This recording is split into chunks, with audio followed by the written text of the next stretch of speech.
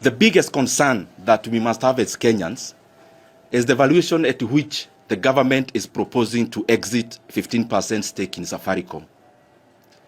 Because they want to sell per share at 34 shillings. And if you look at the recent past, including last week, Safaricom share touched even 30, past 30 last week. But in the last 5 years, and especially in 2021, Safaricom share was above 45 shillings in August of 2021. And when you are valuing on how to buy or sell a company, you as the seller must get the best deal in terms of the price. But it looks like the people who are representing the people of Kenya in government, in this discussion and sale, they actually sided with the buyers. And they decided to sell Safaricom for a song. Because a company that was trading at 45 shillings per share in 2021, the government is unashamedly telling Kenyans that they want to sell the same company at 34 shillings today. Most of the companies listed in the NSC as we talk are selling, and most of them, including banks, are selling past the 2021 levels. But now we want to give a discount based on the 2021 valuation of a 25% discount to the current buyers. And possibly this should be investigated. Why?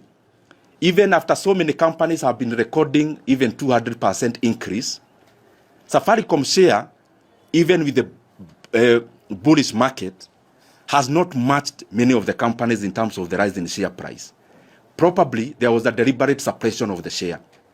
And all I want to say is that the government is underselling Safaricom, and it is to the detriment of all Kenyans. Secondly, the proposal, because I've been there and I have in some of these discussions before, and especially when Kenya was seeking to get optimal value for the stake. The best thing in terms of the sale of Safaricom was, first of all, to divide Safaricom into 3 companies. Before the sale, you have the telco as Safaricom, you have a tower company, and you have Safaricom Financial Services. Because once you do that divestiture, the sum of the 3 would by all means be bigger in terms of value than the whole that is called Safaricom. And therefore, the government just became quick because of next year's elections to undersell Kenyan assets, because they want they want Kenyans to see that something is being done in terms of development, but the cost is very high today and in the future. The other thing that is very funny about this transaction, and I pity the people in the government who represented the people of Kenya in this transaction and this deal. I've been talking about something called securitization, illegal debts. This deal of GOK sale of the stake of Safaricom also is riddled with the same illegal debts. Because beyond the consideration of 34 shillings per share, the government is doing something else that has never been done in the world. They are collecting dividends in advance. Basically, they are telling the sellers, the buyers, yes, pay us for our stake, but instead of negotiating a better price and value for Kenyans, they have already mortgaged the dividend that the National Treasury would have gotten in the next many years. 40 billion shillings out of the consideration is actually dividends collected in advance. In other words, securitizing dividends. It is important for Kenyans to know these things. And also for Kenyans to know that the people we are sending to negotiate for us as Kenyans are either putting their self-interest first and therefore undercutting what we should get as value as Kenyans, or they are just plainly incompetent. On the same kind of sales and divestitures that have been happening, it is important for us as Kenyans to understand the difference, and the people in the National Treasury and government, to understand that there is a difference between privatizing a public organization or company and outright sale. Privatizing is when you give up even control for efficiency to percolate in the company. But the kind of thing we are seeing in Safaricom is not a privatization. It cannot pass as such. This is an outright sale because already Safaricom was already a private company. It's not a parastatal. And therefore it is just purely for revenue raising that it is happening. The problem is, even as revenue raising, Kenyans are not getting value for their money, and Kenyans are not getting the appropriate price and valuation for Safaricom, for GOK stake in Safaricom PLC. And my brothers and sisters here from the media, I want to request you, because whatever happens in Kenya now will affect all of us. It is important we zoom into all the transactions that are happening in Kenya of late. I saw the other day a Tanzanian company with a Kenyan unit called Kalahari Cement buying the stake in East African Portland Cement that belonged to NSSF, again taking it for a song. Why is this massive interference with NSSF? That a person who is not Kenyan can see value in East African Portland Cement that NSSF, that is investing workers' resources, cannot see in a local company. We must be vigilant. Otherwise, within a very short time, we are all going to regret as Kenyans, because we'll have nothing to hold on to. Everything will have been torn down in terms of sold for nothing, and we'll have no fallback position. I have been saying, and I want to repeat, there is a new jargon in town called infrastructure fund. Infrastructure fund is only two things, and Kenyans should know that. One was sale of Safaricom, which is now Adawi. Number two is more borrowing.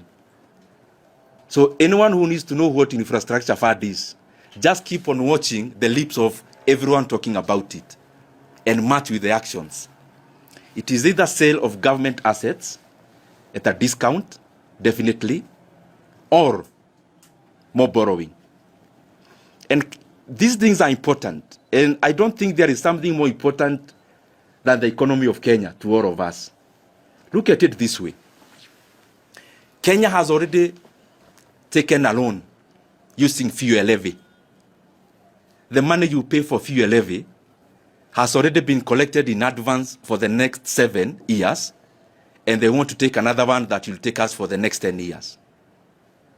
Meaning, the tax you are going to pay for the next 7 years has been collected today and spent. The unfortunate thing, and especially around that fund, is that local institutions, and especially banks, took part. And especially banks where GOK has a stake or controls. That we are collecting taxes because levy is like tax. The money that was to construct roads for the next 7 years has already been collected as we talk. I don't know whether I'm making sense, because you need to understand that because the government is looking at 2027 and nothing else, they are staking the future of this country in the name of elections. So we want to do everything that Kenyans can see. It doesn't matter whether we are getting into an abyss, and it doesn't matter whether we are going to recover from it. So we have taken fuel levy that was to be collected by Kenya for the next 7 years. That money has already been spent. Secondly,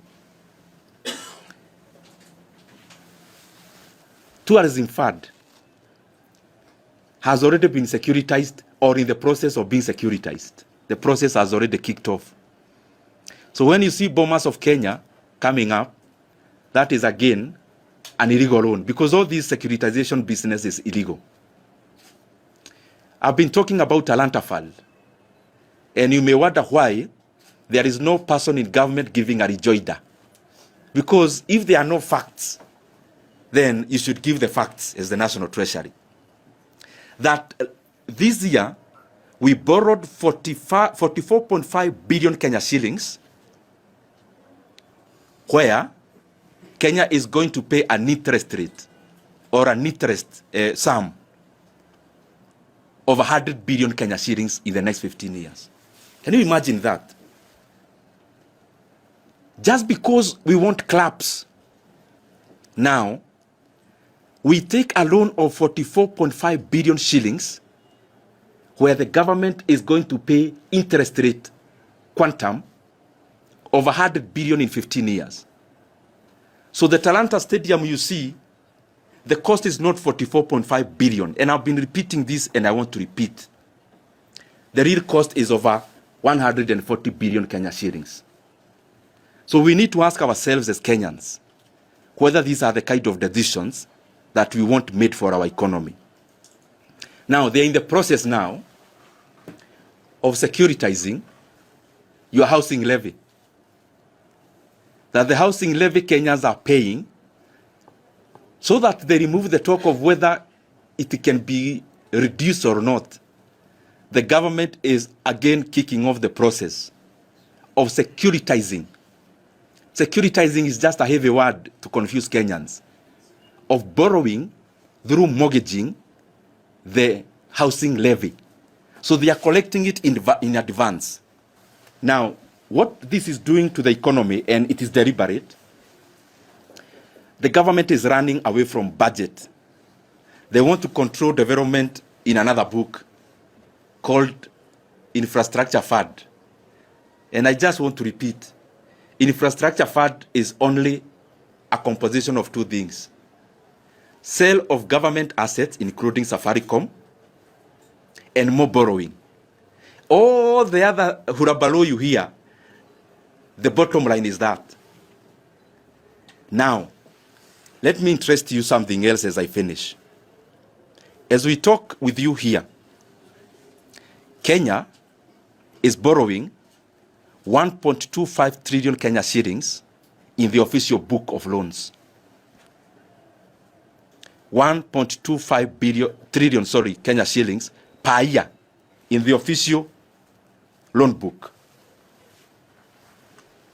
So Kenya is borrowing 3.5 billion shillings every day, including today. By end of today, Kenya will have borrowed a net of 3.5 billion. And a net here, I mean, I have not included the money the government is borrowing to pay previous loans. That is called refinancing. I have not added. The figure I am giving is purely net debt. To put it into context, President Kibaki in his 10 years borrowed a net of 1.2 trillion Kenya shillings in 10 years. So we are borrowing in 1 year what Kibaki borrowed in 10 years. It is important for Kenyans to keep on knowing these things. Because this kind of recklessness cannot go for too long. And we have very recent case scenarios. We have Senegal, which is now in red. Two guys elected very popularly last year, Diomaye Faye and Osman Sonko, themselves hata hawasikizani wenyewe. Because by the time they took over, there were illegal debts like securitization amounting to 13 billion US dollars. Illegal ones, taken off the book. Like Talanta Fund, like securitization, like securitization of dividends, like the government is doing in the sale of Safaricom, and the rest. We can learn from Zambia. We can learn from Sri Lanka that it is a slippery path we are taking our country into. We can learn from Ghana. Ghana was unable to service debts. So what did they do? They called all the government creditors and they told them, if you have lent the government $1 million shillings, either through buying a board or a T-bill, the government called them and told them, we no longer owe you 1 million. We owe you 70% of that. End of story. Can you imagine? So the route we are taking will definitely lead us there. And I'm calling upon the government. Let us not stake Kenyans' future on the general election in a year to come or so. There'll be Kenya after 2027. And Kenyans, ask yourself, why is the government, if you collect dividends for the next 5 years, so in the mind of government, there'll be no Kenya in the next 5 years or what? When you take fuel levy to be collected in Kenya for the next 7 years to build roads, are you telling us there'll be no roads in Kenya to be built? I have indicated that Kenya is borrowing 1.25 trillion shillings every year. But even the development that we are seeing, including the expansion of Nairobi-Nakuru highway, we now have had to force NSSF to invest workers' resources in that road, while the government knows for sure it will never break even. Now that we are selling a stake in Safaricom, why can't the government provide that road for free to all the people in the western side of this country? Must we package it as a commercial project? Now that we have another source of the sale of Safaricom stake, why can't the government invest some of this money into a road, and especially Nairobi Mau Summit Road? Why? That a Kenyan in the western part of this country, from Nakuru all the way, who pays pay, who pays VAT, who pays fuel levy, again is made by government to build their own road. Because paying toll is basically government abdicating its job to provide public goods and telling Kenyans, tumewaletea hawa watu mujisote mujenge nao barabara. That's basically what the government has done in that road. And we are going to keep on talking about this issue, that the people from Nakuru all the way deserve, like any other Kenyan, to use that road for free without tolling. Because we are borrowing every day. We are borrowing both in the book and off the book. We are now selling government stakes. Then why again make Kenyans to pay for the road? I have also heard the drums of every day. They are beaten about the expansion of the road from Pagani, Muthaiga, Kiambu, Duberi. And it has now come up again. Yes. Go to your own files in terms of the media files, previous ones. And you'll see that you covered the issue of the expansion of that road in 2021 and 2022. If you go to the files, even Google now, you realize that the expansion of Pagani, Muthaiga, Kiambu, Duberi Road was conceptualized and completed in 2022. But the government had to wait until we are near elections to beat the drums. The government should actually be apologizing to the people of Kiambu for delaying the road for 3 years. Because that road was ready to be built in the last 3 years. But of course, the convenience of our politics had to have it delayed. Very lastly, now that we are selling stakes, and I want to tell you for sure, Safaricom PLC, the government is now selling 15%. You can be sure before elections, they will have sold the other stake, some of it. And I cannot actually tell you, some of it they will actually sell to NSSF. Because you don't need to have been inside government for you to learn how the government is thinking. The government is lazy to grow the economy. Because when you grow the economy, it is when you get revenues to support the growth of infrastructure. And since there is no growth in the economy, so we are now looking for shortcuts. And I can tell you for sure, this is just the beginning. They'll divest even from the other stake. Because no one wants to bother. Hakuna mtu anataka kuchoka kufikiria, akifanya maamuzi. Naona Safaricom iko pesa uza. You now hear about selling a stake in KCB, where the government has around 19%. Very soon, you'll also hear the same in the energy sector. And that's not even the problem. The problem is that we are selling these assets for a song. And I want to repeat because I am finishing. There is no way the government can purport to sell Safaricom at a valuation of less than 2.5 trillion. There is no way, other than if there is self-interest or incompetence on the side of government.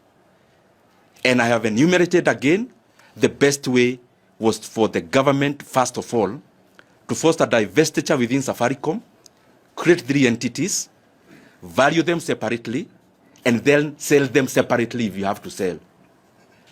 Very last, we are now on a drive. We are being taken on a rough drive of political messaging. These grand terms you are hearing, infrastructure fund and big money being mentioned, it is to make Kenyans not ask the basic questions. Before we are told about trillions and the rest, can the government first of all do the basics? We are now in December. The government, unless they recede, they have already purported to want to increase school fees for day scholars from January. So on one side, we are talking about trillions. On the other side, you are abdicating from supporting free basic education. Our JSS brothers and sisters, they require very little money to be confirmed into permanent and pensionable terms. They already had a contract for 1 year to intern in the JSS institutions. But instead of addressing such a small issue, now we are doing political messaging by mentioning billions in infrastructure fund so that Kenyans don't ask us real questions about real issues. It's like when you can go to your home today, Stephen Leto, and you call a baraza of your home, or Mwaneki, from Business Daily. You call a baraza at your home, and you tell your kin or your family members that you want to go to the moon, and you are going together with them. So they actually forget to ask you about food for that day, because you've already sold a grandiose idea. Unfortunately, within a day or two, they start telling you, okay, we are still going, but where is food? So the basics for this country, one of the basics is basic education. Before we talk about all those other things, the government must give assurance through writing that day scholars in Kenya from January will get an opportunity to go to school without the handicap of finances, as it has been before. As I close, let me take you the last sentence on something else, because this grandiose communication of politics can make Kenyans get lost. Now, we are building highways to toll without any alternative. It has never happened in Kenya since independence. Because even where there is a toll road, there are alternatives. It is the first time in Kenya we are doing an experiment to have Kenyans pay for using a road and deny them an opportunity for an alternative. That's one. It is also the first time in Kenya we are doing off-the-book borrowing through Talanta Board and the rest. It is also the first time we are securitizing revenues to be collected by the country for the next many years. But we are sold a grandiose idea. This is the fact. Kenya has always built stadiums. We have Nyayo Stadium, we have Kasarani. We never took an illegal board, but Kenya built when the economy was quite small. Kenya has always had tarmac roads. Even where we are building the toll road from Nairobi to Nakuru, there is a road. Not that there is no road, there is. And it was built by Kenyans through taxes. And the government never had to take an illegal loan called securitization. You can live here in Nairobi, go to Isiolo, go to Marsabit, and go to Moyale border. There is a tarmac road there, smooth one, a highway. You don't pay to use. It was built by Kenyans, by the previous governments. You can live here, go to Hispania border all the way to Kuria in Migori. All the way it is tarmac. We never took an illegal loan. We never took a securitization. And when Kenya was a smaller economy, we still managed. You can live here and go all the way to Kitengela and go all the way to our border with Tanzania on the other side. Again, there is a tarmac road there. No graduous communication from government. Government humbly built without making Kenyans to pay. You can live here, go to Mombasa. There is already a tarmac road. So what I'm saying, you know, the way the government is defending itself. Oh, we are doing these things to build roads. Okay, fine. All the other governments build roads, but they never took reckless loans and illegal loans. That's what we are saying. It's not the first time Kenya is building stadiums. We have always built stadiums or stadias. So that is my concern. And I request Kenyans of goodwill, including LSK, ISPAC, the civil society, and all leaders, including the media. The things we are talking about are apolitical from where I start. It doesn't matter who becomes what. But if you securitize future revenue, we are choking Kenya today and in the future. Please let us take this as our burden. Because we may champion for the freedoms of Kenyans, the way we do, like LSK does. But in a collapsed economy, there'll be nothing to talk about. So I challenge all of us, let us please do our bit, because the consequences of these things and experiments will be very dire for our economy.